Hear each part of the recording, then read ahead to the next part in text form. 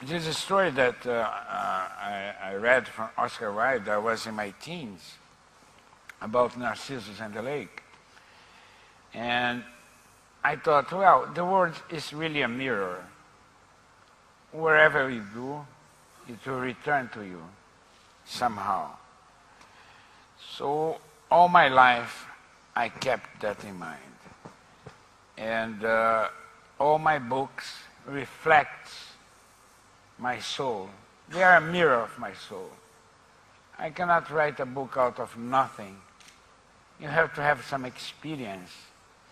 And so regardless, there are some books that are more autobiographical than others, like The Pilgrimage, for example, my first book, that it was really a kind of non-fiction book, my journey to Santiago de Compostela.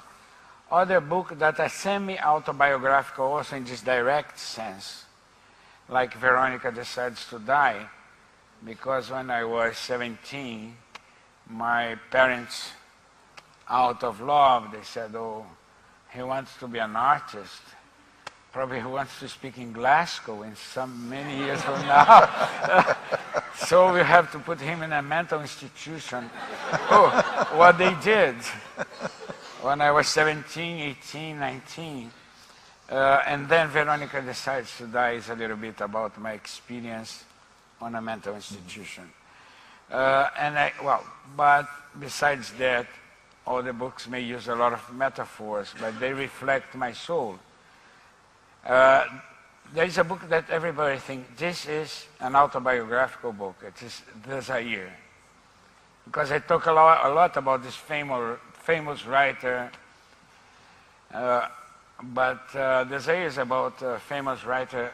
His wife left him. This was never my case. She's still there. Yeah? And that moves on to a question from Yvonne Hall. Do you actually sit down and sort of think, okay, I'm going to write a book, for example, it'll be about a shepherd boy or whatever? Or do you sort of have to wait until you have something to write about? Do you see what I mean? Does the message come first or? Yeah. It depends. The Pilgrimage, of course, was my rite of passage. I had to write this book because I had this dream of becoming a writer. I was 40 years old, and I said, now, after I finish this pilgrimage, I either write a book or I forget my dream totally. And I wrote The Pilgrimage. And then The Alchemist. It starts by the title, believe it or not. That's why it's so important to keep the title. It's based on a Hasidic story, but also that you can read in the Arabian Nights. And then, well, depending on the book, I have a very clear idea. But one thing is for sure.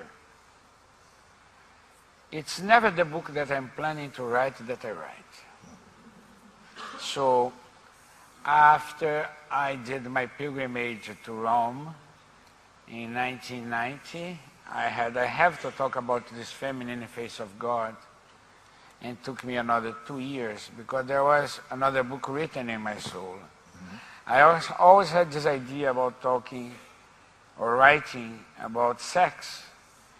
And it took me 10 years to write 11 minutes.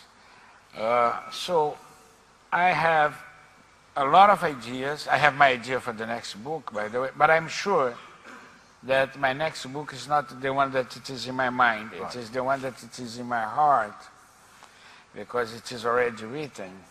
So you go through this first process of trying to force the book that you want to write, and it lasts 3 or 4 days in my case, close to 50 pages.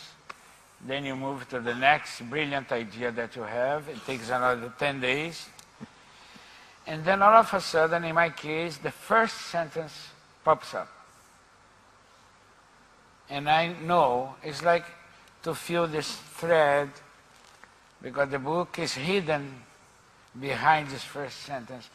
And when I read my books, and I read my books normally 6 months after they are published. Of course, I read the corrections, etc. Sometimes I'm very surprised because I don't remember exactly how did I write this sentence. So sometimes I have these diaries with a quote from a book of mine, and I say, I don't remember have written that quote, and then they said, yes, it is there. So